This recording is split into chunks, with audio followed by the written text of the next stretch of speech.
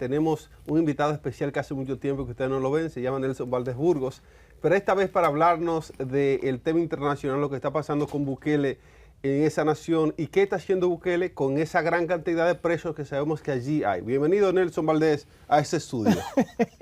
Muchas gracias, Yamel, muchas gracias. Iván, vamos a hablar de Bukele, del tema carcelario que está haciendo con los presos. Fíjate que a mí me encantaría que tuviéramos un Bukele realmente en República Dominicana. Hablamos fuera de cámara con Iván. Perdón que te interrumpa. ¿Qué pasó? Hay que cerrar el país entonces. ¿Tú crees? Sí, porque si Bukele lleva preso a todo el que lo ha hecho mal, bueno, como dice un amigo mío del otro país, hay problemas. Tú sabes que se calcula que en las cárceles de El Salvador hay 110.000 reclusos. ¿Ok? Solamente ligado a las pandillas. Pandilleros violentos son unos 80.000. Y luego Bukele tiene una palabra muy diplomática que se llama asociados a las pandillas. okay. Son las personas que colaboraron pero que no asesinaron, mataron o estuvieron involucrados en actos criminales más profundos.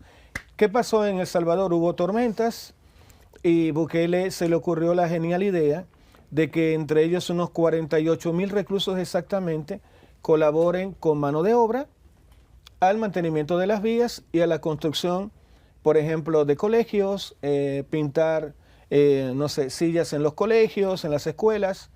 Y creo que eso, la verdad, lo hablábamos con Iván. Fíjate que en Estados Unidos estamos hablando que un preso cuesta casi, no sé si 70 o 80 mil dólares al año.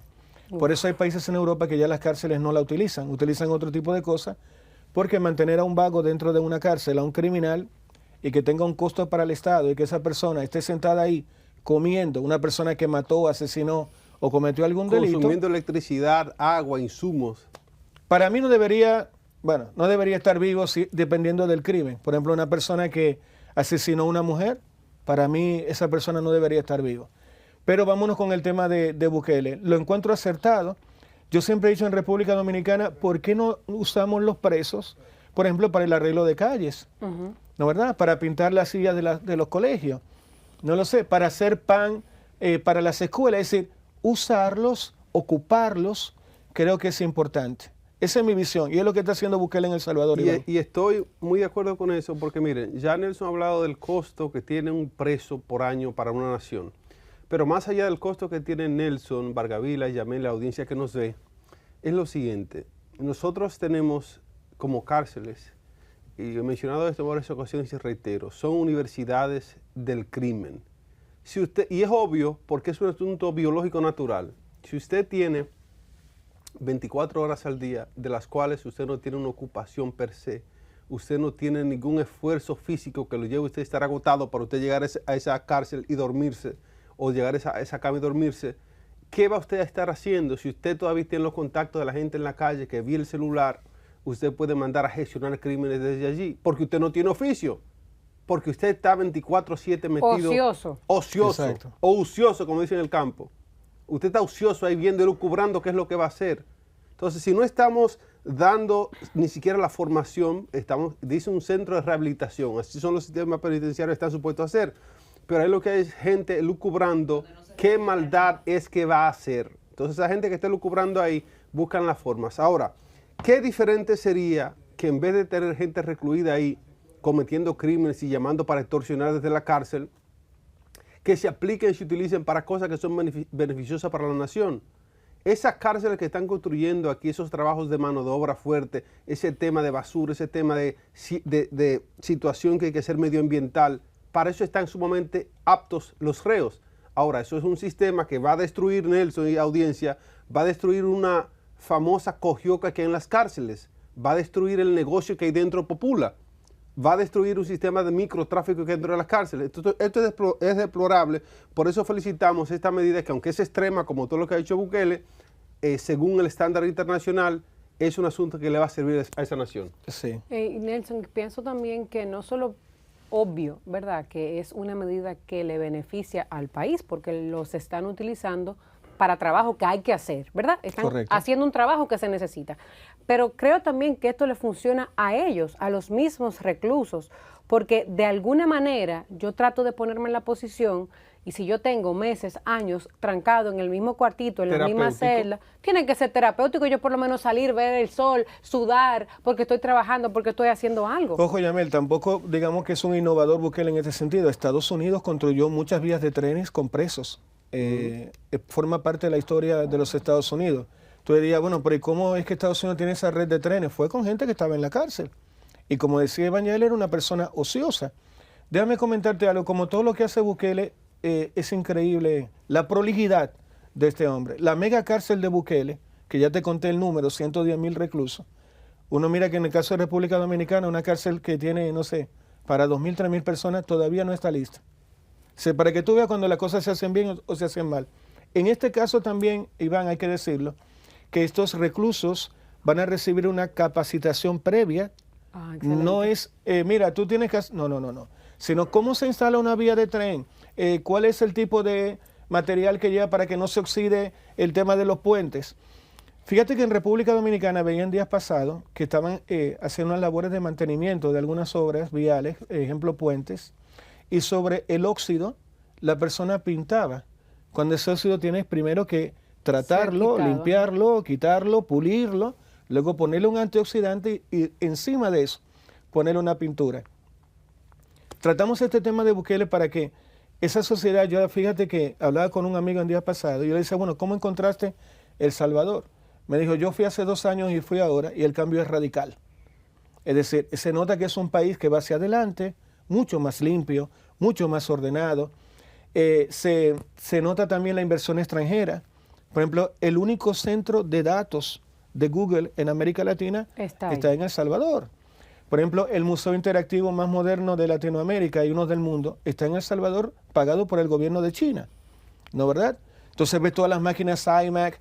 Es decir, cuando tú notas ahí, lo hablaba con Colombia cuando la conocí, el tema de la voluntad política, qué importante es cuando viene desde el Ejecutivo el tema de hacer las tareas y hacerlas bien. Y de nuevo con el tema de los reclusos, tenemos reclusos que murieron incinerados en la cárcel de La Victoria, porque la cárcel estaba mal hecha. Tenemos, como decía Iván, gente al interior de nuestras cárceles que ahí mueren por enfermedades como el SIDA, por vejez, por un montón de cosas. Yo creo que hay que aprovechar estas prácticas que uno ve en países como El Salvador para adaptar, como yo siempre digo, lo bueno, que ya está hecho. Yo siempre he dicho desde niño, digo yo, hay cosas que tú no tienes que inventarlas. Yo veía, por ejemplo, la ciudad de Shenzhen en China, por ejemplo. Era una ciudad bien pobre, Yamel, hace 20 años exactamente. Y hoy en día cuando uno mira lo que es una ciudad moderna a nivel de tecnología, inteligencia artificial y todo lo que, no sé, innovación a nivel de arquitectura, es una ciudad modelo mundial, logrado solo en 20 años, porque hubo una voluntad política del gobierno chino, lo hablábamos tú y yo en días pasados, que cuando uno mira, lo hablaba también con Iván, el modelo americano de hoy, el drogadicto con el fentanilo, el negro que no quiere trabajar porque está en una esquina llena de cadenas de oro, con una gorra, privando en chulo. Entonces, eso es lo que uno veía en las películas y ciertos niños en Latinoamérica, por ejemplo, en el caso de Chile, vieron eso como un modelo. Wow, me compro unos Converse, me siento en una esquina con unas cadenas, me enamoro de la niñita del barrio, vendo un poco de droga de vez en cuando y con eso ya yo mantengo a mi familia y a una persona.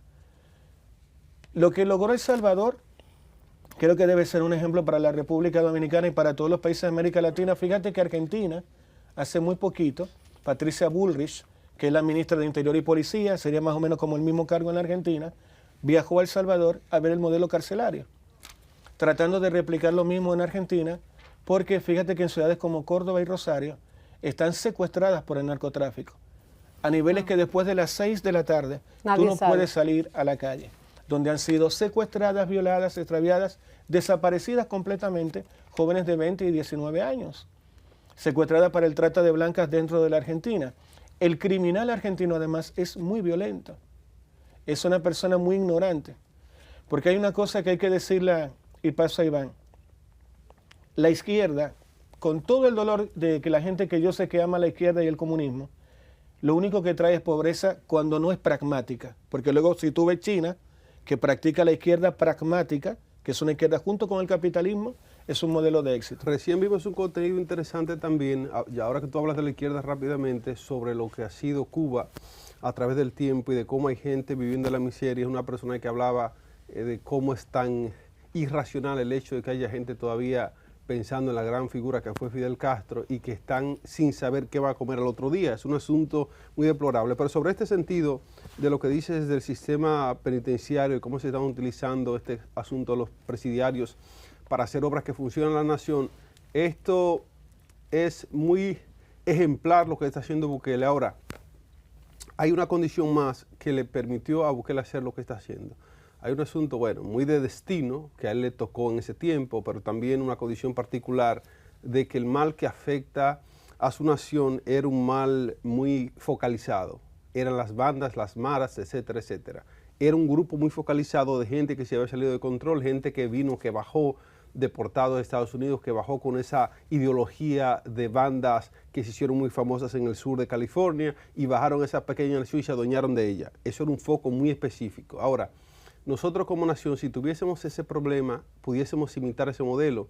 Lo que nosotros sí tenemos es una situación más compleja. Aquí, él tenía una enfermedad, por ejemplo, en un brazo, el brazo social de las maras y de las bandas. Pero aquí tenemos una situación que nos coge el brazo, el cuerpo, el corazón, la mente, las piernas, el estómago, porque es un asunto de corrupción que hay en la intríngulis de la sociedad dominicana, a nivel político, a nivel empresarial, a nivel social. Creo que me pareció escuchar a Colombia, aquí en este set, no sé si fue hoy temprano, decir que es que los dominicanos, es como estamos constituidos a nivel de valores tradicionalmente. Venimos de una época que a excepción del tiempo de Trujillo, que vimos cuánta gente murió por hacerlo mal, vemos cómo ha venido a través de la política dominicana gente entrando, el famoso dicho de entrar en chancletas para salir en jipetas. Cada gobernante que entra, si no son ellos mismos, tienen gente a su alrededor que van directamente a lucrarse el gobierno. Entonces, este problema es por eso complicado, porque tenemos esto metido en todos los estamentos de la sociedad. No podemos hacer como hizo Bukele y meter a todo el mundo preso porque el país se queda vacío. Hay una cosa sí que no estoy muy de acuerdo contigo, Iván, en lo siguiente. No creo que la corrupción haya venido del pueblo. Un pobre es imposible que sea corrupto. Una persona que tiene problemas económicos es imposible que sea corrupto. Lamentablemente la corrupción vino de la política. Hay una imagen que da vueltas siempre, que es Balaguer con un sobre blanco, en esa época entregándoselo a un político. El clientelismo, lamentablemente, inculcó dentro de nuestra cultura el tema de la corrupción y esperamos que algún día venga un presidente que de verdad meta preso a los adversarios y a los propios. Dicen por ahí que la fe y la esperanza es lo último que se pierde. Así